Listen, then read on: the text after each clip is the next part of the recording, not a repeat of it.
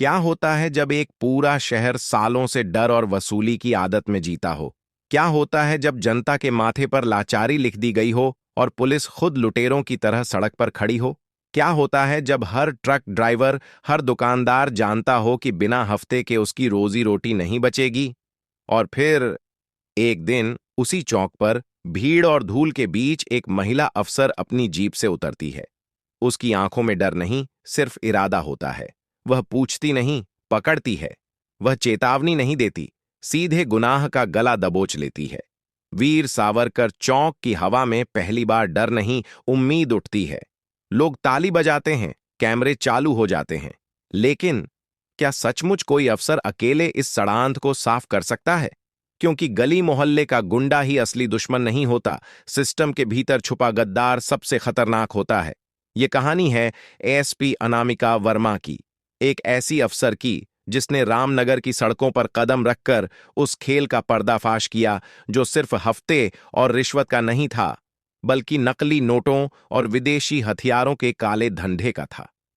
दोस्तों, ये कहानी आपको दिखाएगी कि सच को दबाने के लिए कितनी बड़ी बड़ी ताकतें साथ खड़ी होती हैं और कैसे एक औरत अकेली उस अंधेरे से भिड़ने की हिम्मत करती है। रामनगर, उत्तर प्रदेश का एक जिला, लेकिन नाम से कहीं ज्यादा बदनाम अपने हालात से। शहर का दिल, वीर सावरकर चौक, भीड़, ट्रकों की लंबी कतारें, रिक्शों का शोर, दुकानदारों की झल्लाहट और सबसे ऊपर हवा में घुला धूल और डर। चौक पर जो भी गुजरता है, उसकी जेब से हफ्ते की रकम निकलती ही है। पुलिस चौकी से लेकर ट्रैफिक पोस्ट तक हर कोई मानो लुटेरों की तरह खड़ा है। ड्राइवरों के चेहरे पर थकान और बेबसी साफ झलकती है। कोई पानी तक पीने के लिए रुकता है तो उससे भी पैसा मांगा जाता है। छोटे दुकानदारों ने बोलना बंद कर दिया है, क्योंकि बोलने का मतलब है दुकान जल जाना, सामान टूट जाना या फिर किसी झूठे केस में फंस जाना। इस चौक की गंध में केवल धूल नहीं है, इसमें सालों की लाचारी और घुटन मिली हुई है। इसी चौक पर पहली बार एएसपी अनामिका वर्मा की जीप आकर रुकती है। गाड़ी से उतरते ही हवा जैसे थोड़ी थम जाती है। उनकी कड़क वर्दी, आंखों में ठहराव और चेहरे पर ऐसा भाव कि यहां अब कोई ड्रामा नहीं, कुछ असली होने वाला है। ड्राइवरों को पहले विश्वास ही नहीं होता कि कोई अफसर खुद चलकर इस गढ़ में उतरेगा। अनामिका ने आसपास देखा। चौक के बीचों बीच दो हवलदार खुलेआम ड्राइवरों से पैसे वसूल रहे थे। एक ड्राइवर कांपती आवाज में बोल उठा, मैडम, ये रोज का है। नहीं देंगे तो गाड़ी जब्त कर लेंगे या फिर मुकदमा लिख देंगे। इंस्पेक्टर चौहान, जो सालों से इस चौक का बादशाह बना बैठा था, वहीं खड़ा होकर धौंस जमा रहा था। उसे जैसे ही एहसास हुआ कि कोई महिला अफसर सामने खड़ी है, उसकी आवाज और ऊंची हो गई। मैडम, ये लोग झूठ बोलते हैं। ये सब गलत पार्किंग में खड़े रहते हैं। हमें कानून लागू करना पड़ता है। अनामिका ने बिना एक पल गंवाए उसकी कॉलर पकड़ ली। आवाज बिल्कुल ठंडी, लेकिन धारदार। कानून लागू करना और जेबें खाली करवाना एक ही बात है तुम्हारे लिए? चौहान की आंखों में पहली बार डर उतर आया। भीड़ जैसे अचानक जिंदा हो गई। जो लोग अब तक चुपचाप तमाशा देखते रहे थे, वे ताली बजाने लगे। किसी ने मोबाइल निकालकर वीडियो बनाना शुरू कर दिया। हवलदार जगदीश, जो रोज की वसूली का हिसाब रखता था, अनामिका के सामने खड़ा कांपने लगा। आज से ये चौक किसी की जागीर नहीं होगा, अनामिका ने ऊंची आवाज में कहा। जो भी कानून तोड़ेगा सजा पाएगा, लेकिन अब से जनता से कोई जबरन पैसा नहीं लिया जाएगा। अगर किसी ने लिया तो सीधे जेल जाएगा, चाहे वो इंस्पेक्टर ही क्यों ना हो। तभी भीड़ के बीच से किसी ने फुसफुसाकर कहा, देखो, विधायक आ गए। सफेद कुर्ते पायजामे में महेश त्रिपाठी, इलाके का विधायक, चौक पर आ पहुंचा। उसके चेहरे पर गुस्सा साफ लिखा था। वह सीधे अनामिका की ओर बढ़ा और धीमी लेकिन कड़क आवाज में बोला, मैडम, ये चौक प्रशासन का है, लेकिन ये लोग हमारे भी हैं। कामकाज ऐसे ही चलता है। आपको इतना बड़ा कदम नहीं उठाना चाहिए था। अनामिका ने उसकी आंखों में देखकर कहा, त्रिपाठी जी, कामकाज और लूट में फर्क होता है, और मैं यहां सिर्फ ईमानदारी से कानून लागू करने आई हूं, चाहे किसी को अच्छा लगे या बुरा। त्रिपाठी ने भीड़ की तरफ देखा। उसे समझ में आ गया कि यह औरत आसान नहीं है, लेकिन उसके चेहरे की शिकन बता रही थी कि आने वाले दिनों में यह टकराव छोटा नहीं होगा। भीड़ में खड़े लोगों के दिल में पहली बार उम्मीद की हल्की सी चिंगारी जगी। सालों से दबे गुस्से को जैसे कोई आवाज मिल गई हो। ड्राइवरों ने धीमे धीमे ताली बजाना शुरू किया। दुकानदारों ने सिर उठाकर देखा और चौक पर पहली बार डर के बजाय विश्वास की हवा महसूस हुई। लेकिन अनामिका ने जब आसमान की ओर देखा, उन्हें साफ समझ में आ गया, यह तो बस शुरुआत है। असली तूफान अब आने वाला है। रात का शहर बाहर से सोया हुआ लगता था, मगर रामनगर की नसों में हरकत चल रही थी। अदृश्य, सधी हुई, किसी सांप की तरह सर्द।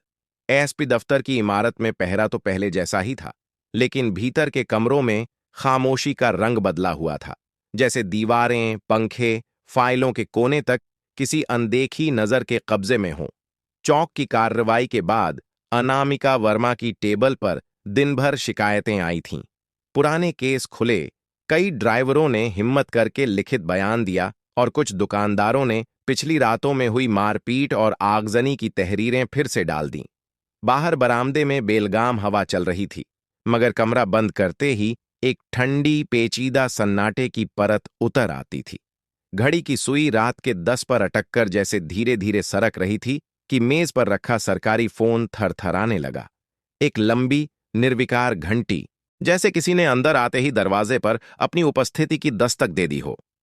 अनामिका ने रिसीवर उठाया। एसपी। लाइन के उस पार एक भारी आवाज, ऐसी जैसे गले में पत्थर अटके हों, बोली, मैडम, रामनगर का सिस्टम वर्षों से चल रहा है, इसे कोई नहीं रोक सकता। आपने आज एक तमाशा किया है, पर तमाशे अगले दिन कहीं काम नहीं आते। अपना ध्यान दीजिए, वरना आपकी और आपके परिवार की जिंदगी मुश्किल हो जाएगी। फिर क्लिक, लाइन कट। कोई गाली, कोई अतिरिक्त धमकी नहीं, शब्द कम, वजन बहुत। वही सबसे खतरनाक तरह की चेतावनी, बिना शोर, बिना चीख, सीधे नसों पर वार। फोन रखने के बाद कमरे की हवा अलग सी लगने लगी। अनामिका ने रिसीवर धीरे से क्रैडल पर रखा, कलम उठाकर एक छोटे पन्ने पर शब्द टांके। पहला कॉल, अनट्रेस्ड, 10:05, भारी आवाज, परिवार का जिक्र। उन्होंने पर्ची फाइल में लगाई और डेस्क पर रखे इंटरकॉम का बटन दबाया। Duty officer, phone details lock कराइए, स्टेशन से सीडीआर के लिए औपचारिक अनुरोध भेजें, और चौक पर आज जिनका बयान रिकॉर्ड हुआ था, उन सबके घर जाकर नाइट पेट्रोलिंग बढ़ाइए, शांति से, बिना शोर। जी मैडम, कहकर बटन बुझ गया। खिड़की के पार अंधेरे में झाड़ियों के ऊपर पीली स्ट्रीट लाइट की परछाई कांप रही थीं। कोई भी धमकी, चाहे कितनी भी घसीट कर दी गई हो, उनकी आदत में था कि उसे कागज पर रखने के बाद वह एक चीज बन जाए, जिसे देखा जा सके, घेरा जा सके और जवाब दिया जा सके। उसी समय शहर के दूसरे कोने में महेश त्रिपाठी के घर का बड़ा सा ड्राइंग रूम रोशनी से भरा था। संगमरमर पर पैर घसीटती चप्पलों की आवाज, पर्दों से छनकर आती ठंडी हवा और दीवार पर टंगी बड़ी घड़ी की टिक टिक के बीच सोफों पर 5 लोग बैठे थे। ठेकेदार, लोडिंग यूनियन का नेता, लोकल पार्टी के 2 पदाधिकारी और एक आदमी जो कुछ बोले बिना सिर्फ देख रहा था। त्रिपाठी का चेहरा तमतमाया हुआ था। उसने मेज पर हाथ मारा। रोज का हिसाब बिगाड़ दिया इस औरत ने। चौक मेरी निगाहों के सामने था और इन्हें शौक चढ़ा है कायदे का। अब देखना, यह जोश कितने दिन टिकता है। कमरे में बैठा चुप आदमी पहली बार बोला, जोश का इलाज डर है। डर सही जगह पहुंचाओ, सही समय पर। त्रिपाठी ने उसे देखा। कर लो इंतजाम, पर शोर नहीं। जनता को तमाशा पसंद है, वो सिर्फ आखिरी एक्ट याद रखती है। रात का पहला पहर बीता तो खबरें आने लगीं। चौक पर दिन में बयान देने वाले ट्रक ड्राइवरों में से 2 के घरों के बाहर अंधेरे में बाइकें घूमी। किसी ने आंगन की दीवार पर ईंट दे मारी, किसी ने गेट खटखटाकर भाग गया। फिर एक कॉल, मैडम, उधर पुरानी मंडी के पास फायरिंग हुई है। कोई घायल नहीं, पर हवा में 2 राउंड चले हैं। अनामिका ने लोकेशन नोट की। नाइट पेट्रोल यूनिट 2, तुरंत पहुंचो। शांति रखो, किसी को गिरफ्तार करने से पहले बॉडी कैम चालू, जीडी एंट्री और आसपास के सीसीटीवी फुटेज सील करा लो। दूसरी तरफ से कॉपी हुआ और लाइन कट गई। उन्होंने अपने मोबाइल पर परिवार का फोटो थामे कुछ सेकंड के लिए आंखें रोकीं। धमकियों का असर अगर कहीं करना था तो दिल के किसी और हिस्से पर करता, ड्यूटी पर नहीं।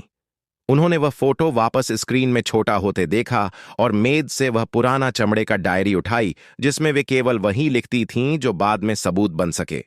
नाइट इंटिमिडेशन, हवा में फायर, गश्त बढ़ी, फुटेज सील। सुबह होते होते थानेदारों के व्हाट्सएप ग्रुप में दो तरह के मैसेज झिलमिलाए। कुछ ने चौक पर कार्रवाई की सराहना की, कुछ ने इशारा किया कि स्थिरता जरूरी है। शब्द छोटे थे पर अभिप्राय बहुत। विभाग के भीतर से भी रिसाव था। कहाँ कौन बयान दे रहा है, किसने किस समय कौन सा फोटो खींचा, यह सब बाहर के लोगों तक पांथे की तरह जा रहा था। अनामिका ने अपने एसीपी, 2 डीएसपी और 4 विश्वस्त सब इंस्पेक्टरों के साथ एक छोटा सा इन कैमरा मीटिंग बुलाया। लकड़ी की लंबी टेबल पर पानी के गिलास रखे थे, खिड़की से धूप एक कोने में पड़ी थी और दफ्तर के पुराने पंखे की आवाज से कमरे की तात्कालिकता थोड़ी धीमी होती लग रही थी। उन्होंने धीरे से कहा, आज से हम हर केस की फाइल 2 प्रतियों में रखेंगे, एक लीगल चैनल में, एक शैडो चैनल में, जिसे सिर्फ मैं, एसीपी और डीएसपी देखेंगे। सभी बॉडी कैम की कच्ची फुटेज का बैकअप थाने में नहीं, जिले के सुरक्षित सर्वर पर होगा। किस गाड़ी का कौन ड्राइवर किसके साथ निकलता है, उसकी रोस्टरिंग मैं खुद साइन करूंगी। और हां, आज रात से चौक और मंडी दोनों जगह फ्री रनिंग पेट्रोलिंग नहीं, point based, time stamped, GPS lock. Meeting के खत्म होते होते एक जवान हड़बड़ी में कमरे के बाहर रुका। मैडम, माफ कीजिए, बीच में बोल रहा हूं, पर आपके कहने पर जो ड्राइवरों के घर हम गए थे, वहां 2 लोगों ने अपनी पहचान छुपाकर पूछताछ की। काले स्कार्फ से चेहरा ढका, मोटरसाइकिल बिना नंबर के। उन्होंने नाम पूछा, बयान के बारे में पूछा, हमने नोटिस लिया है। अनामिका ने सिर हिलाया। ड्राइवरों के परिवारों को शेल्टर ऑफर करो, सरकारी स्कूल के हॉस्टल में अस्थायी शिफ्ट, पर जबरदस्ती नहीं। जो रुकना चाहें उन्हें हथेली की तरह ढककर रखो, निगरानी पर बिना घबराहट। हर परिवार के लिए एक नामित नोडल सिपाही, दिन में 2 बार कॉल, रात में एक विजिट। दोपहर तक खबर फैल गई कि एसपी ऑफिस ने हेल्प डेस्क खोला है। अनामिका खुद वहां 10 मिनट बैठी। एक बुजुर्ग चालक कांपते हाथों से आया। मैडम, कल रात को मेरे घर पर किसी ने पत्थर फेंका, बच्चा रोता रहा, आज टेम्पो नहीं निकाला, डर लग रहा है। अनामिका ने उसकी आंखों में सीधी नजर डालकर कहा, आप आज गाड़ी नहीं निकालेंगे, यह आपका हक है, मगर डर आपका नियम तय नहीं करेगा। अपना नंबर दीजिए, अभी पुलिस पिकअप आपको घर छोड़कर आती है। बच्चे के स्कूल का नाम दीजिए, छुट्टी के वक्त हमारा जवान गेट पर रहेगा। और जो डर आपको अभी लग रहा है उसे हम कागज पर लिख लेते हैं, क्योंकि लिखी हुई चीज को कानून पहचानता है। बुजुर्ग की आंखों में पहली बार पानी आया, पर वह पानी हार का नहीं, राहत का था। शाम तक स्टेशन हाउस से एक और सूक्ष्म सूचना आई।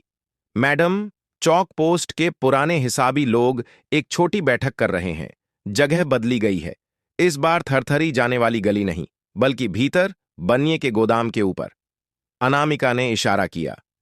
Body cam on, smart rec की। गिरफ्तारी नहीं, सिर्फ लिसनिंग। अभी कहानी सुनो, पन्ना पलटने से पहले अक्षर पहचानो। टीम निकली। उधर त्रिपाठी के घर दूसरी बैठक शुरू हुई। इस बार चेहरों पर गंभीरता कम, योजनाबद्ध ठंडापन ज्यादा था। नया एसपी कानून पढ़ाता है। यूनियन नेता ने हंसकर कहा, तो हम उसकी किताब के पन्ने गीले कर देंगे। जब कागज गीला होता है, स्याही बह जाती है। चुप आदमी मुस्कुराया। गीला नहीं, जला दो, पर पहले स्याही को वहां फैलाओ जहां वह खुद अपनी नाव डुबो दे। रात उतरते उतरते पहली घटना हुई, जो सिर्फ लोगों को डराने के लिए नहीं, बल्कि मिसाल बनाने के लिए थी। चौक पर दिन में सबसे ऊंची आवाज में बयान देने वाला एक नौजवान, अर्जुन, अपने कमरे की छत पर सो रहा था कि पड़ोस की छत से किसी ने फुसफुसाकर उसका नाम पुकारा। वह उठा। कौन? कोई जवाब नहीं। दरमियानी दीवार पर किसी की उंगलियां कुछ सेकंड के लिए दिखीं, फिर गायब। 3 मिनट बाद गली के मुहाने पर पटाखे जैसे 2 धमाके हुए। पुलिस ने जब मौके का जायजा लिया तो सीन ऑफ क्राइम में फायरिंग के निशान नहीं मिले, पर एक दीवार पर मोटे चौक से लिखा था, ज्यादा बोलोगे तो घर चुप हो जाएगा। चौक की रगड़ की लकीरें तक नई थीं। अनामिका खुद वहां पहुंची। अर्जुन की मां के हाथ कांप रहे थे, पर उसने खुद को संभालते हुए कहा, मैडम, हम डरेंगे नहीं, आप बस हमारा साथ न छोड़ना।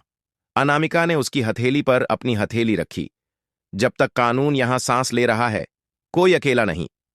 वापसी के रास्ते घुप्प अंधेरे में जिलाधिकारी रोड के मोड़ पर एक काली एसयूवी कुछ सेकंड के लिए साथ साथ चली और फिर तेजी से आगे निकल गई।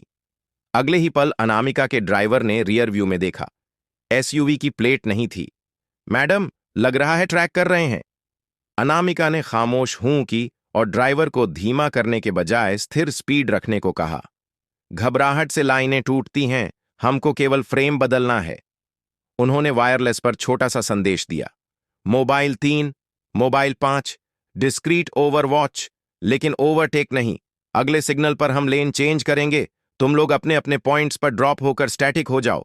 दफ्तर लौटकर उन्होंने सबसे पहले वही किया जो राजनैतिक दबाव के समय पुलिस अक्सर भूल जाती है, सबूतों की पैरवी।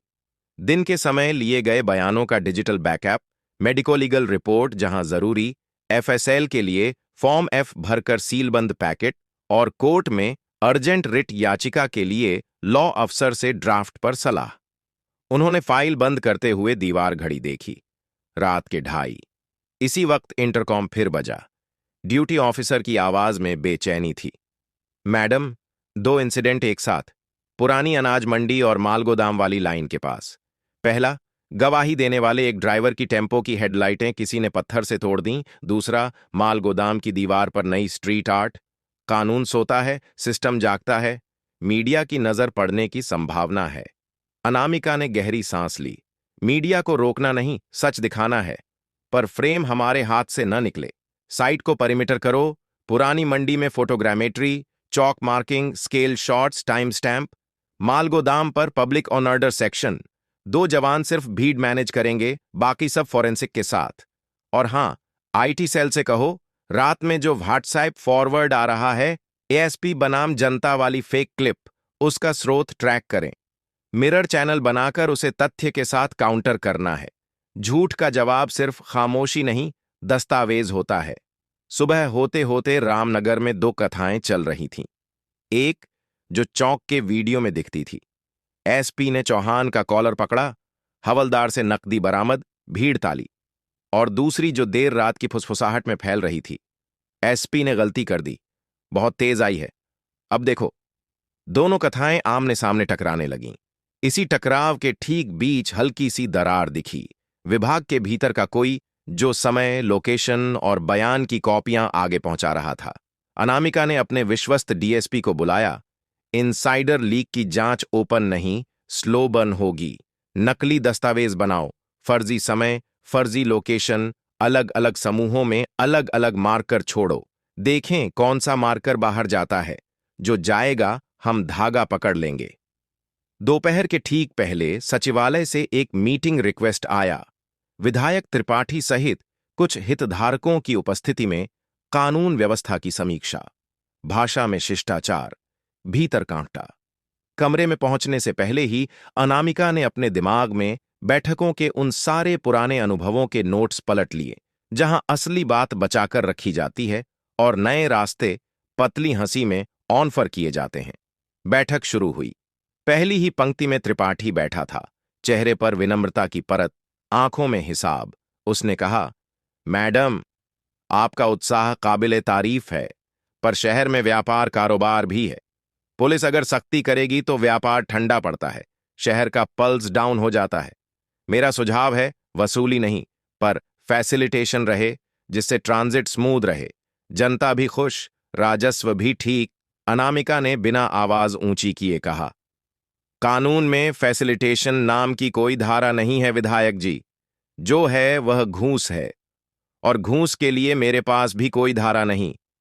कमरे में 3 सेकंड का मौन गिरा, वही सबसे भारी। उसके बाद जो बोला गया वह सब शहद में डूबे तीर थे। समन्वय, विकास, आर्थिक प्रवाह, लेकिन हर शब्द के पीछे वही पुरानी मांग की परछाई, कायदे को कागज भर रहने दो, खेल चलता रहे। मीटिंग से निकलकर कार में बैठते ही एसीपी ने धीमे से कहा, मैडम, वे सिर्फ डर नहीं दिखा रहे, घाटा भी गिना रहे हैं। कल से शहर में छोटे छोटे अवरोध शुरू होंगे, कचरा नहीं उठेगा, ट्रैफिक सिग्नल अचानक बंद होंगे, ट्रकों की एंट्री पर तकनीकी दिक्कतें आएंगी, सब आपको दोष देंगे। अनामिका ने खिड़की से बाहर नजर डाली। सड़क पर पीले पत्ते उड़ रहे थे, जैसे शहर खुद अपनी पुरानी त्वचा उतारने की तैयारी में हो। उन्होंने कहा, ठीक है, कानून की भाषा में जवाब देंगे। पब्लिक वर्क्स से सिग्नल मेंटेनेंस का एमओयू 12 घंटे में। नगर निगम से गार्बेज रूट्स पर संयुक्त फ्लाइंग। जो रुकावट पैदा करेगा, हम नियम से हटकर नहीं, नियम के भीतर से दबाएंगे। डर फैलाने का सबसे सीधा जवाब है व्यवस्था। शाम ढलने एक नई परछाई ने अपना हाथ दिखाया। ड्राइवरों को धमकाने वाले लोग इस बार सीधे पुलिस के एक जवान के घर तक पहुंच गए। दरवाजे पर यह चिट्ठी टंगी थी, सिस्टम को चुनौती दोगे तो सिस्टम घर आकर जवाब देगा। जवान ने चिट्ठी लाकर टेबल पर रख दी। मैडम, मुझे डर नहीं, पर मेरा बच्चा। अनामिका ने उसकी बात पूरी होने से पहले कहा, तुम्हारा बच्चा आज रात हमारे क्वार्टर्स में सोएगा। कल से उसके स्कूल का रूट बदल जाएगा और उसका नाम अटेंडेंस में शॉर्ट कोड से मार्क होगा। तुम्हारा ट्रांसफर नहीं होगा, तुम यहीं रहोगे, क्योंकि डर को वहीं यहीं देखकर सीखेगा कि वह फेल हो सकता है। रात गहराने लगी। शहर के ऊपर नंगी तारों की तरह फैला जाल अब ज्यादा साफ दिखता था। राजनीति, पुलिस का एक हिस्सा, ठेकेदारी, यूनियन और सबसे ऊपर वह अदृश्य हाथ जो हर वक्त कहता रहता, किसी की मत सुनो, सिर्फ इशारा समझो। इसी स्याही में एक हल्की सफेदी भी उभरी। 4 घर जिनमें पुलिस सुरक्षा के बावजूद लोग पहली बार खुले बरामदे में बैठे। 2 दुकानदार जिन्होंने काउंटर पर ताला नहीं डाला। एक बूढ़ा जिसने रात को दूध वाला बुलाया और कहा, आज से खाता फिर लिखो, कल से दुकान खुलेगी। अनामिका ने अपने नोट्स में लिखा, डर की इकाई घटना नहीं, आदत है, और आदत तोड़ी जाती है छोटे, ठोस, दोहराए गए कामों से। अपने कमरे में लौटीं तो मेज पर वह पहली धमकी वाला रिसीवर जैसे अब हल्का लग रहा था। उन्होंने डायरी में रात की आखिरी लाइन लिखी, दुश्मन सिर्फ बाहर नहीं, भीतर भी है, क्योंकि भीतर वह जगह है जहां व्यवस्था अपना चेहरा देखती है। कल से भीतर की आंखों की जांच होगी। मार्कर प्लान जारी।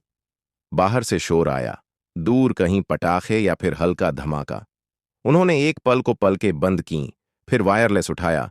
सभी mobile, low profile, high visual. और याद रहे, आज डर की बारी थी, कल नियम की है। कमरे की लाइट बंद करते ही शीशे में उनकी परछाई दिखी, थकी हुई, पर टूटी नहीं। वे जानती थीं कि लड़ाई अब कॉल से कॉलिंग बन चुकी है। धमकी से धर्म का फर्क वही है जो किसी रात के और किसी दिशा के बीच होता है। उन्होंने घड़ी देखी, 12:45। खिड़की से आ रही हवा में चौक की धूल की जगह अब हल्की सी नमी घुली थी, जैसे आसमान ने खुद कह दिया हो कि अगला रण मैदान उसी की छांव में सजेगा। और उसी पल दूर कहीं किसी छत पर कोई आदमी मोबाइल पर संदेश टाइप कर रहा था, अगला कदम डिपो के पीछे, कोठरी खोलो, उन्हें सच दिखाओ और सच को अंधेरे में लौटा दो। सुबह की धूप रामनगर के पुराने हिस्से में पहुंचते पहुंचते पीली पड़ जाती थी। टूटी फूटी दीवारों, जर्जर बस डिब्बों और आधी उखड़ी ईंटों के बीच वह ऐसे बिखरती मानो थक चुकी हो। इसी थकान में एक गुमनाम चिट्ठी पहुंची, भूरे लिफाफे में, बिना किसी प्रेषक के नाम के, सिर्फ काले स्याही से लिखा हुआ एक वाक्य, अगर सच जानना है तो पुराने बस डिपो के पीछे वाली कोठरी में देखो। अनामिका ने वह चिट्ठी पढ़ते ही महसूस किया कि यह कोई साधारण सूचना नहीं है। शब्द कम थे, लेकिन उनमें छिपी बेचैनी साफ थी। मेज पर रखे नक्शे पर उन्होंने उंगली घुमाई। बस डिपो, शहर का वह हिस्सा जहां सालों से सरकारी बसें तो आती जाती नहीं थीं, लेकिन जुए, देह व्यापार और कबाड़ के धंधे जरूर चलते थे। शाम ढलने से पहले ही उन्होंने एक गुप्त टीम तैयार की। 3 विश्वस्त सिपाही, एक फोटोग्राफर और खुद वे। किसी को भनक न लगे, इसलिए जीप की बजाय एक पुरानी बोलेरो का इस्तेमाल हुआ। रास्ते भर धूल उड़ती रही और शहर की नालियों की बदबू उनके साथ चलती रही। बस डिपो की परछाई में वह कोठरी दिखाई दी। बाहर से साधारण लोहे का जंग खाया दरवाजा, जिसकी दीवारों पर पोस्टरों की फटी परत चिपकी थी। दरवाजा धकेलते ही भीतर से बांसी गंध आई, पसीने और स्याही की मिलीजुली महक, जो तुरंत पहचान करा देती थी कि यहां कोई छुपा खेल चल रहा है। टेबल पर नकली नोटों की गड्डियां रखी थीं, ताजा छपी, लेकिन उनमें से उठती स्याही की गंध इतनी कच्ची थी कि कोई भी समझ सकता था कि यह असली नहीं। कोने में लकड़ी का एक संदूक पड़ा था, जिसमें पुराने फाइल कवर भरे हुए थे। जैसे ही अनामिका ने एक फाइल खोली, उनकी आंखें चौंधिया गईं। नाम दर नाम, नंबर दर नंबर, सब दर्ज था। व्यापारी, नेता, पुलिस अफसर, सबका हिसाब इस जाल में लिखा हुआ था। उन्हें समझ आया कि यह खेल सिर्फ हफ्ता वसूली का नहीं है। यहां से नकली नोटों का धंधा चलता है और उसकी डोर सीधे सत्ता और पुलिस के हाथ में है। अचानक पीछे से दरवाजा बंद हुआ। एक खटका और भारी ताले की आवाज। बाहर से किसी ने लोहे की कुंडी चढ़ा दी थी। भीतर अंधेरा और घुप्प शांति। फिर जूतों की आहट और बंदूक की धातु की ठंडी गंध। अनामिका का दिल जरूर तेज धड़क रहा था, लेकिन उनकी सांसें स्थिर थीं। उन्होंने जल्दी से कमरे का मुआयना किया। एक टूटी खिड़की ऊंचाई पर थी, जहां से हल्की रोशनी छन रही थी। बाहर से आवाज आई, बहुत हिम्मत है तुम्हारी मैडम, लेकिन यहां से कोई भी अफसर सबूत लेकर नहीं गया। तुम भी नहीं जाओगी। बुलेट की मैगजीन चढ़ने की आवाज गूंजी। उसी क्षण अनामिका ने इशारा किया। उनकी टीम ने कोने से टूटी खिड़की को निशाना बनाया। बाहर से गोलियां चलीं, अंदर से जवाबी फायरिंग हुई। कांच के टुकड़े बिखर गए। धुएं की गंध और गालियों की आवाज कमरे में भर गई। किसी तरह खिड़की से निकलकर अनामिका और उनकी टीम अंधेरे गलियारों में भागी। पीछे से गोलियों की बरसात हो रही थी। वे भागते हुए बस डिब्बों की टूटी दीवार फांदकर बाहर निकलीं। सांसें उखड़ रही थीं, लेकिन जान बच गई थी। जब वे वापस लौटीं, तब तक सब खत्म हो चुका था। कोठरी जलकर राख हो चुकी थी। नोट, फाइलें, सबूत सब धुएं में बदल गए थे। राख में हाथ डालते हुए अनामिका ने महसूस किया, सच उनके हाथ से निकल चुका है, लेकिन उसकी गंध अब भी बाकी है। उस पल उनके मन में एक बात बैठ गई। यह खेल वसूली से कहीं बड़ा है। यह राष्ट्रीय स्तर का अपराध है, और इसके पीछे सिर्फ स्थानीय गुंडे नहीं, बड़े चेहरे हैं। उन्होंने राख के ढेर की ओर देखा और धीरे से फुसफुसाई, खेल अब शुरू हुआ है। रात के 2:30 बजे की हवा हमेशा कुछ ज्यादा सच बोलती है। शहर के ऊपर तने तार, दूर दूर तक पसरा अंधेरा, और बीच बीच में भौंकते कुत्तों की आवाज। इन सब के बीच अनामिका के दिमाग में एक ही बात घूम रही थी।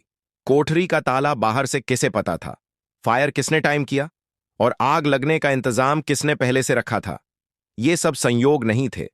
यह कोई भीतर का आदमी था, जो हर कदम, हर मोड़ का नक्शा पहले ही भेज रहा था। डेस्क की दराज खोलकर उन्होंने कल रात बनाए गए मार्कर प्लान की कॉपी निकाली, वही जिसमें अलग अलग अफसरों और स्टाफ को अलग अलग डमी सूचना दी गई थी, ताकि बाहर रिसने वाले चैनल की पहचान हो सके। 3 अलग अलग समय और लोकेशन, एक बस डिपो सुबह वाला, एक पुरानी मंडी दोपहर, और एक शहर छोड़ मार्ग मध्य रात्रि। बस डिपो वाला मार्कर किसे दिया गया था, उन्होंने फिर से नाम घेरा। एक सब इंस्पेक्टर, जिसका रिकॉर्ड साफ, पर हाल के महीनों में खर्च बढ़ा हुआ। डायरी में उन्होंने छोटे अक्षरों में लिखा, SI, FR, family risk, financial rescue, tracking शुरू। उसी समय ACP ने कमरे में कदम रखा। आंखों के नीचे हल्की सूजन, पर आवाज में स्थिरता। मैडम, ट्रैफिक लाइन के एक कांस्टेबल ने ऑफ रिकॉर्ड बताया है कि पिछले 2 हफ्तों से रात में पुलिस की गाड़ियां इनफॉर्मल राउंड पर त्रिपाठी के फार्म हाउस तक जाती है। लौटते समय बड़े पैकेट ट्रंक में होते हैं। कोई GD एंट्री नहीं, कोई डिपो नहीं, बस साइलेंस। अनामिका ने सिर उठाकर खिड़की के पार देखा, जहां सुबह का पहला नीला धब्बा आसमान में उभर रहा था। आज रात ही देखेंगे। फार्म हाउस रूट पर 2 मोबाइल टीमें नहीं, एक स्टैटिक लिसनिंग, एक शैडो टेल। रेड नहीं, रेकॉन। उन्होंने मेज पर पड़ी जिले की सेट मैप शीट पर उंगली दौड़ाई। फार्म हाउस से पुराने कारखाने तक यह सूखा नाला जाता है। अगर माल जा रहा है तो उससे शॉर्टकट यही होगा। नाले के पैरेलल पेड़ की लाइन है, वही हमारी कवर होगी। शाम तक तैयारी किसी सभा की तरह सधी हुई लगने लगी। स्पाइक स्ट्रीप्स नहीं, क्योंकि पीछा करना तय नहीं। बॉडी कैम ऑन, लेकिन इंफ्रारेड मोड पर, ताकि चमक से अलर्ट न हो। वायरलेस चुप, सिग्नल केवल टेम्प्ट कोड पर। फायर आर्म्स से ज्यादा जरूरी थी चुप्पी, चुप्पी जिसे टूटना नहीं था। वे खुद भी उस बोलेरो में बैठीं, जिसका कांच हल्का टिंटेड था और हेडलाइटें पुरानी, ताकि दूरी से पुलिस वाहन का शक न हो। शहर की सीमा पार करते ही सड़क का डामर कच्चे रास्ते में बदल गया। फार्म हाउस की ओर जाते खेतों पर हल्की हल्की धुंध बैठ रही थी, और ईख की कतारें रात के साथ लंबी होती चली गईं। स्लो डाउन, उन्होंने ड्राइवर से कहा। पहियों की मिट्टी की आवाज रात में सबसे ज्यादा बोलती है। फार्म हाउस दूर से किसी शांत, सभ्य, नींद में डूबी इमारत जैसा दिखता था। लाल टाइलों की छत, अमरूद के पेड़ों की पांत और पर्दे जो बिना हवा भी हिलते महसूस होते थे। बाहर सुरक्षा के नाम पर 2 गार्ड थे, जिन्हें शायद लगा होगा कि अंधेरी सड़क पर कोई भी सिर्फ अपना रास्ता पूछता हुआ आएगा। दीवार के उस पार, बैकयार्ड में, पीली रोशनी में कुछ आकृतियां हिलती डुलती नजर आ रही थीं। प्लास्टिक की बड़ी क्रेट्स, किनारों पर टेप, उन पर काले मार्कर से बने अंकों के निशान। अनामिका ने दूरबीन आंखों पर लगाई। क्रेट्स उठाने वाले हाथ पुलिस की वर्दी वाले नहीं थे, पर हाँ, 2 लोग अपने जूतों के एड़ी से पहचान में आ रहे थे। वही लाइन वाले काले टैक्टिकल बूट जो रामनगर पुलिस को पिछले साल मिले थे। वे बोले, अंदर हमारा आदमी है। या तो किसी को किराए पर डाला गया है या किसी ने खुद को किराए पर दे दिया है। उन्होंने शैडो टीम को छोटे छोटे कोड भेजे। 3 टिमटिमाहट, 1 ठहराव, 2 टिमटिमाहट, यानी दूरी बनाए रखो, ऑप्टिक्स ऑन, कोई हस्तक्षेप नहीं। तभी फाटक के उस पार से एक काली पजेरो फिसलती हुई निकली, ट्रंक तक भारी, सस्पेंशन का पीछे का हिस्सा थोड़ा नीचे। पीछे पीछे एक छोटा पिकअप ट्रक भी निकला, जिस पर तिरपाल बंधा था। बाहरी रोड पर गाड़ियां जैसे ही मिलीं, अनामिका ने बोलेरो को दूसरी ओर से लूप करके साथ साथ बराबरी में लाने का इशारा किया। न बहुत पास, न बहुत दूर। ईख के खेत उनके और सड़क के बीच पर्दा बने रहे। 5 किलोमीटर बाद पिकअप ने सड़क छोड़ी और पुरानी फैक्ट्री की ओर मुड़ गया, वही जो सालों पहले बंद हो चुकी थी और जहां से शाम को भी बदबू ऐसे आती थी जैसे समय ने अपनी देह वहीं सड़ने रख दी हो। फैक्ट्री के लोहे के गेट पर जंग ने अपना राज लिखा हुआ था, लेकिन अंदर मशीनें जिंदा थीं। कम से कम 3 प्रेस चलने की धीमी सी थाप, कहीं से आने वाली मोटर की स्थिर भनभनाहट और पेपर के थोक की हल्की सी सौदी गंध जो पास आते आते स्याही की चुभन में बदल जाती थी। नकली नोटों की लाइन यहीं है, फोटोग्राफर ने धीमे से कहा। पेपर का ग्रेन और स्याही की मटमैली सौंधी, यह बैंक की नहीं, किसी पिछली गली की लैब है। वे अंधेरे में अंकित हो रहे सबूतों को बिना छुए सिर्फ कैमरे और कानों से इकट्ठा कर रहे थे। तभी उत्तर की दीवार की तरफ एक और आवाज, धातु की, भारी और थोड़ी खोखली, जैसे किसी ने लकड़ी के बक्सों पर हथियार टिकाए हों। विदेशी हथियारों का जखीरा। एसीपी की फुसफुसाहट अधूरी ही रह गई, क्योंकि इसी क्षण फैक्ट्री के भीतर किसी ने एक बत्ती जलाई और बाहरी आंगन में शोर हुआ। शैडो। एक टॉर्च की पतली रोशनी खेतों पर पड़ी और अगले ही पल कुत्तों के 2 भौंकने के साथ इंसानी आवाज, होल्ड। कौन है? अनामिका ने प्रतिक्रिया में गोली चलाने का नहीं, सांस रोकने का फैसला किया। बोलेरो तुरंत खेत की मेड़ के पीछे स्लाइड हुई, हेडलाइट्स ऑफ। शैडो टीम, जो दूसरी ओर थी, घुटनों के बल बैठकर कवर में चली गई। लेकिन चौकन्नी नजर वाले आदमी ने कुछ देख लिया था। अरे, उधर! और फिर टूटे कांच की किरकिराहट के साथ फैक्ट्री के भीतर से 2 आदमी बाहर आए, हाथों में ऑटोमेटिक। पहला, राइट टैट, इतना लंबा नहीं था कि मुकाबला कहां जाए, लेकिन इतना कसा हुआ कि डर का पहला छींटा चेहरों पर बरस जाए। अनामिका ने ड्राइवर के कंधे पर हल्का हाथ रखा। पीछा अब नहीं, परखा जाएगा। लेग रूम, लेफ्ट कट, नाले की लाइन पकड़ो, अभी। वे ईख की पंक्तियों के साथ साथ नाले के तट पर चलीं। पीछे से आती जीपों की हेडलाइटें खेतों के बीच लंबी लंबी उंगलियां बनाकर भागती रहीं। एक मोड़ पर पिकअप उनकी दाईं तरफ से निकला, तिरपाल आधा खुला, नीचे क्रेट्स की व्यवस्था दिखती हुई, और उसी पल उनके भीतर कुछ क्लिक हुआ। यह खेप सिर्फ पैसे छापने की नहीं, यह पैसे और हथियार दोनों की डबल रूटिंग है। अगले मोड़ पर उन जीपों में से एक अचानक उनके बोलेरो के ठीक पीछे आ लगी। दूरी 5 गज, फिर 3। ड्राइवर का हाथ स्टीयरिंग पर सख्त हुआ। वैसा नहीं, अनामिका ने धीमे से कहा। दहशत को रास्ता मत देना, वह गाड़ी तेजी से नहीं, अंधेरे से डरती है। पेड़ की लाइन काटो और अगली खुली सड़क पर क्रॉस लेन। 2 मिनट तक वही खेल चलता रहा। वे अंधेरे का इस्तेमाल करती, सामने वाले हेडलाइटों का। वे दिशा देख रहे थे, ये परछाइयों की चाल। फिर वो क्षण आया जब कोई भी पीछा एकदम नजदीक होने के बावजूद बेमानी हो जाता है। सड़क की चढ़ाई से ठीक पहले खेतों की मेड़ पर दो ट्रैक्टर ट्रॉलियां खड़ी थीं, खाली, पर ऐसे कोण पर कि उनके बीच से निकलना मौत को बुलाने जैसा हो। जीपें रुक गईं, पिकअप आगे निकल गया और फार्म हाउस तरफ से आती पजेरो ने अचानक यू टर्न लिया। किसी ने रेडियो किया होगा। एसीपी बुदबुदाए, कोई अंदर वाला। फैक्ट्री तक वापस पहुंचने में उन्हें 5 मिनट लगे, लेकिन 5 मिनट जिंदा ऑपरेशन के लिए वही होते हैं जो किसी ऑपरेशन थिएटर में पहली चीरा लगाने के होते हैं। सब कुछ तय। अंदर जो मिला वह किसी पोस्टर की तरह सामने नहीं, गलियारे की दीवार की तरह धीरे धीरे खुला। बाएं कमरे में कागज के थोक, गड़गड़ाते रोल्स और दो मैनुअल प्रेस। दाएं कमरे में छत तक टिके लकड़ी के बक्से, जिन पर अंग्रेजी में उभरे अक्षर कृषि औजार, और भीतर उभरी परछाइयां जिनमें धार पकड़ने पर ही रिसीवरों की ठंडी बनावट पहचानी जा सकती थी। विदेशी असॉल्ट प्लेटफॉर्म्स, संभवतः ईस्ट यूरोपियन रूट। एसीपी ने एक नजर में कहा, सीरियल नंबर ग्राइंडेड। और उस वक्त जिसने यह सब शतरंज चलाकर सजाया था, उसने बोर्ड पर हाथ मार दिया। लाइट्स! फैक्ट्री चमक उठी। छत से लटकते पुराने बल्ब एक साथ जल गए। दो तरफ से 15-20 आदमी बाहर निकले, कुछ के हाथ में पाइप्स, कुछ के पास बंदूकें और दो के पास, हां, पुलिस के वही बूट और बेल्ट। पहली गोली हवा चीर कर नहीं, जमीन खुरच कर गई। वार्निंग। और अगले ही सेकंड दोनों तरफ से रेंगने की आवाज, जैसे रात की मिट्टी में सांपों की एक खेप निकल पड़ी हो। अनामिका और उनकी टीम ने पोजीशन नहीं बदली, उन्होंने बदल दी अपनी गति। दो जवान फ्लैंक्स पर गए, एक दरवाजे के पास की चिमनी शाफ्ट के पीछे, और अनामिका ठीक उस कमरे की आड़ में जहां प्रेस थे। फायर कंट्रोल, केवल कवर, कोई डाउन नहीं जब तक क्लोज रेंज ना हो। जवाबी फायरिंग शुरू हुई। कम, नपी तुली, बचाई हुई। और इस बचत में सबसे महंगा सौदा होता है समय का। लेकिन यही समय, ठीक यही, वह था जिसमें अनामिका ने एक आवाज पहचानी।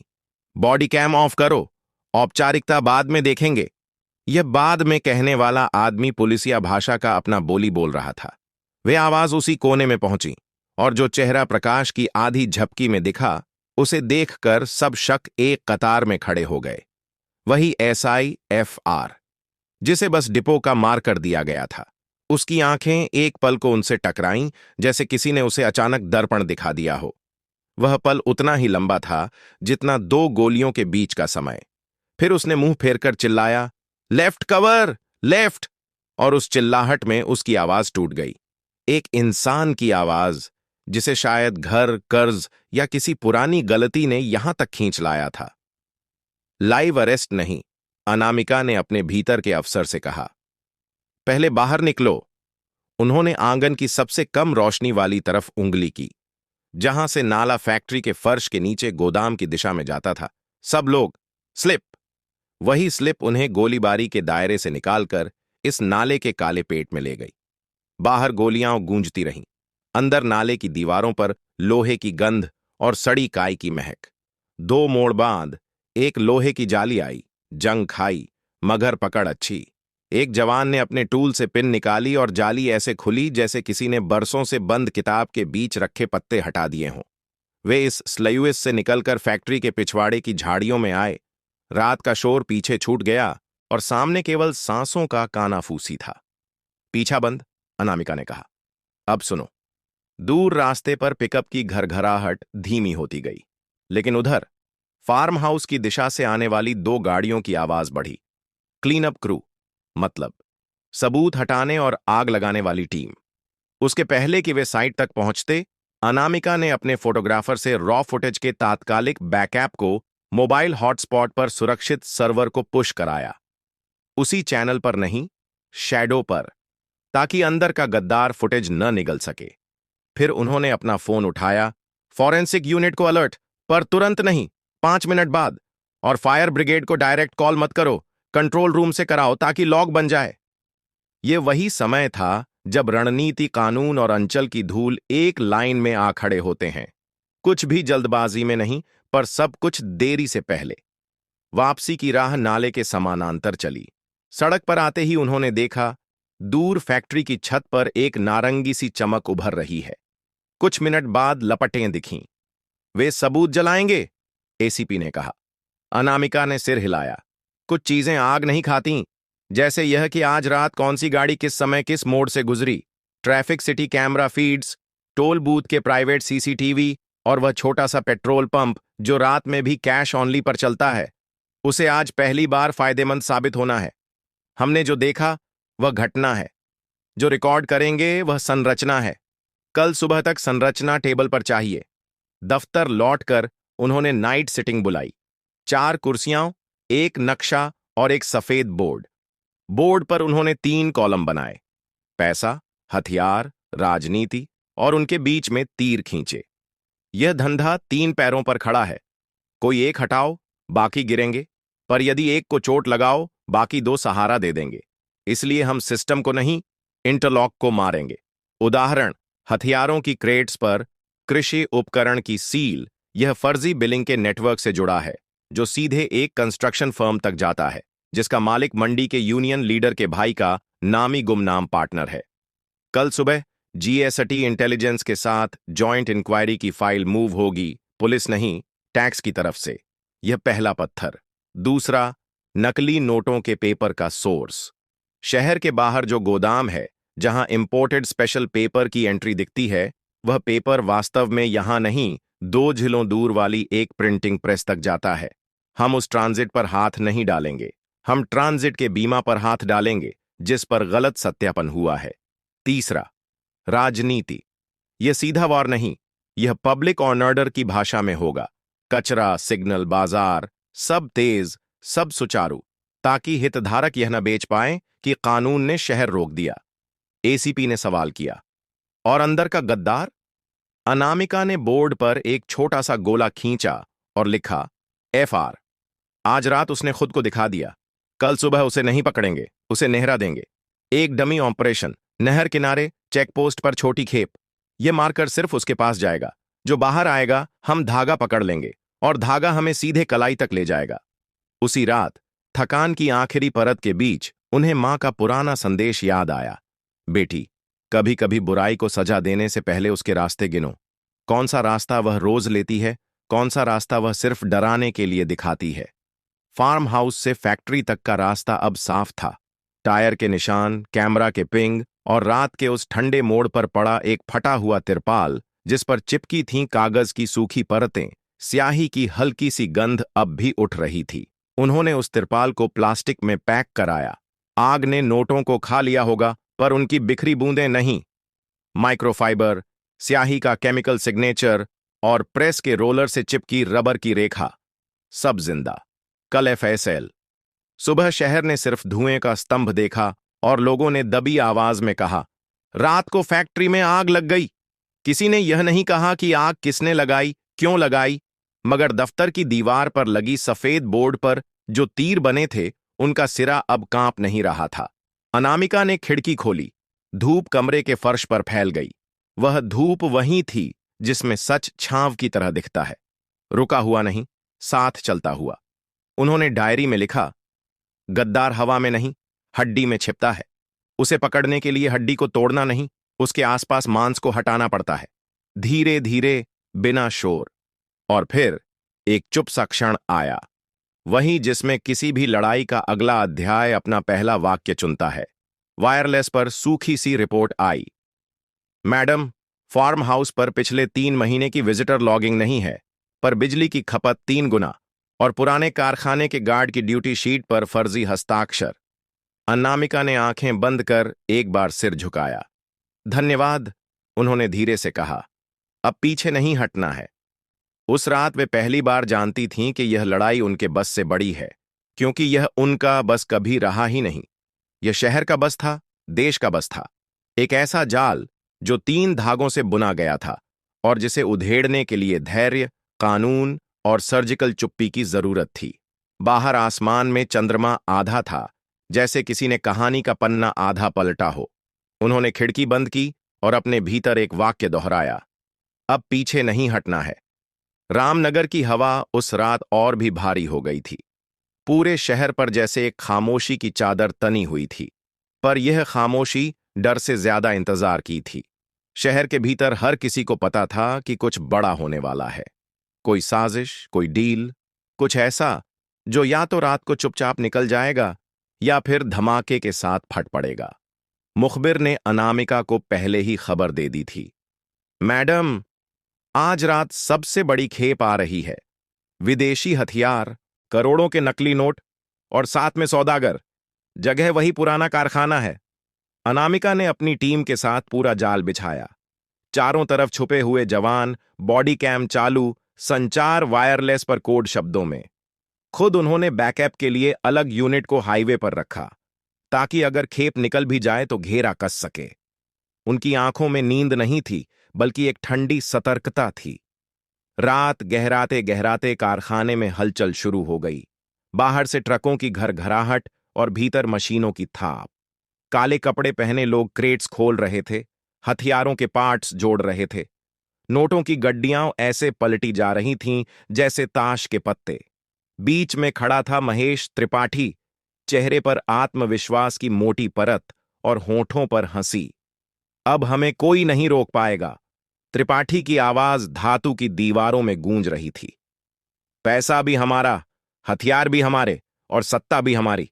इस बार रामनगर ही नहीं, पूरे प्रदेश में नाम होगा। अनामिका ने अपनी घड़ी देखी और टीम को इशारा दिया। अचानक चारों ओर से पुलिस ने कारखाने को घेर लिया। Hands up police! आवाज गूंजी और उसी पल जैसे तूफान फट पड़ा। गोलियों की गूंज पूरे इलाके में फैल गई। मशीनों की आवाज, लोगों की चीखें और बारूद की गंध। धुएं के गुब्बार में हर कोई अपनी जान बचाने के लिए भाग रहा था। कई जवान घायल हुए, कई बदमाश जमीन पर गिर पड़े। अनामिका खुद आगे बढ़ी और त्रिपाठी के हाथ पकड़कर हथकड़ी डाल दी। वह पहली बार हंसी से कांपा। मैडम, आपको लगता है आपने जीत ली? असली खेल तो अब शुरू होगा। और तभी एक जोरदार विस्फोट हुआ। पूरा कारखाना आग की लपटों में घिर गया। दीवारें हिल गईं, छत से लोहे की चादरें गिरने लगीं। सबूत, फाइलें, नोट, हथियार सब एक ही झटके में राख में बदलने लगे। जवान चीख रहे थे, बाहर निकलो, धमाके और होंगे। चारों ओर अफरा तफरी मच गई। अनामिका ने अपनी टीम को सुरक्षित बाहर निकाला, लेकिन उनकी आंखें सिर्फ धुएं में जलते सबूतों को देख रही थीं। बाहर निकलने के बाद चारों ओर सन्नाटा था। दूर से फायर ब्रिगेड की आवाजें आ रही थीं, पर तब तक सब खत्म हो चुका था। अनामिका ने हवा में सांस भरते हुए खुद से कहा, कोई अंदर का आदमी है जिसने खबर लीक की। बिना गद्दार के इतनी तैयारी मुमकिन ही नहीं। उनके भीतर गुस्से की आग जल रही थी, लेकिन चेहरा शांत था। उन्हें पता था कि यह जीत अधूरी है। त्रिपाठी हथकड़ी में था, मगर असली सवाल अब भी जिंदा था। गद्दार कौन है? सुबह की पहली किरण जब रामनगर की टूटी फूटी दीवारों पर पड़ी, तो लोगों ने अखबारों में देखा, विधायक महेश त्रिपाठी गिरफ्तार। तस्वीर में अनामिका वर्मा सीधी खड़ी थीं। उनके हाथों में हथकड़ी जकड़े त्रिपाठी का चेहरा झुका हुआ था। जनता की आंखों में पहली बार चमक थी, जैसे वर्षों से दबा गुस्सा किसी ने आवाज दे दी हो। चौक चौराहों पर ताली बजाई जा रही थी। सोशल मीडिया पर वीडियो वायरल हो रहा था। लोग लिख रहे थे, रामनगर की बेटी, सलाम। लेकिन उसी सुबह जब अनामिका ने दफ्तर की खिड़की खोली, हवा में सिर्फ राख की गंध थी। वही राख जिसमें कल रात सबूत जलकर खाक हो चुके थे। नकली नोटों की गड्डियां, विदेशी हथियारों के क्रेट्स, गुप्त फाइलें, सब अब सिर्फ काले धुएं की याद बनकर रह गए थे। उनके भीतर एक कसक थी, हमने दुश्मन को पकड़ा, लेकिन खेल के असली सबूत हाथ से निकल गए। मीटिंग रूम में अफसर इकट्ठा थे। कोई कह रहा था, मैडम, जीत तो बड़ी है, जनता आपके साथ है। कोई और बोला, राजनीतिक दबाव जरूर आएगा, लेकिन अभी मीडिया आपके नाम का ढोल बजा रही है। अनामिका ने सबकी बातें सुनी, फिर धीमे स्वर में बोली, जीत तब पूरी होती है जब अदालत में सच साबित हो। बिना सबूत यह केस रेत की तरह उंगलियों से फिसल जाएगा। उनकी आंखों में थकान थी, लेकिन आवाज में ठहराव। कल रात का विस्फोट अचानक नहीं था। यह किसी अंदर वाले के इशारे पर हुआ। कोई है जो हमारी हर चाल बाहर भेज रहा है। जब तक उस गद्दार का नाम सामने नहीं आता, हमारी लड़ाई अधूरी है। टीम खामोश हो गई। हर किसी के मन में सवाल गूंज रहा था, कौन हो सकता है? दूसरी ओर जेल में त्रिपाठी बैठा मुस्कुरा रहा था। पत्रकारों के सवालों पर वह बार बार एक ही बात दोहरा रहा था। मैं तो सिर्फ राजनीति करता हूं। पुलिस ने मुझे फंसाया है। सबूत कहां है? उसके वकील पहले ही जमानत की अर्जी तैयार कर रहे थे। शहर में लोग जश्न भी मना रहे थे, लेकिन सन्नाटा भी महसूस कर रहे थे, क्योंकि वे जानते थे कि यह जाल एक आदमी का नहीं था। यह नेटवर्क वर्षों से जड़ें जमाकर बैठा था। रात को अनामिका अकेली अपनी कुर्सी पर बैठी डायरी में लिख रही थी। त्रिपाठी गिरा है, लेकिन धागे अब भी बाकी हैं। विभाग में गद्दार कौन था? किसने खबर लीक की? यह खेल सालों से चलता रहा। ऊपर तक किसका संरक्षण है? उन्होंने पेन रखा और खिड़की से आसमान की ओर देखा। वहां धुएं की हल्की परत अब भी तैर रही थी। उन्होंने धीरे से कहा, यह जीत अधूरी है, असली जंग अभी बाकी है। और उनकी आंखों में वही चमक लौट आई थी जो पहली बार वीर सावरकर चौक पर उतरी थी।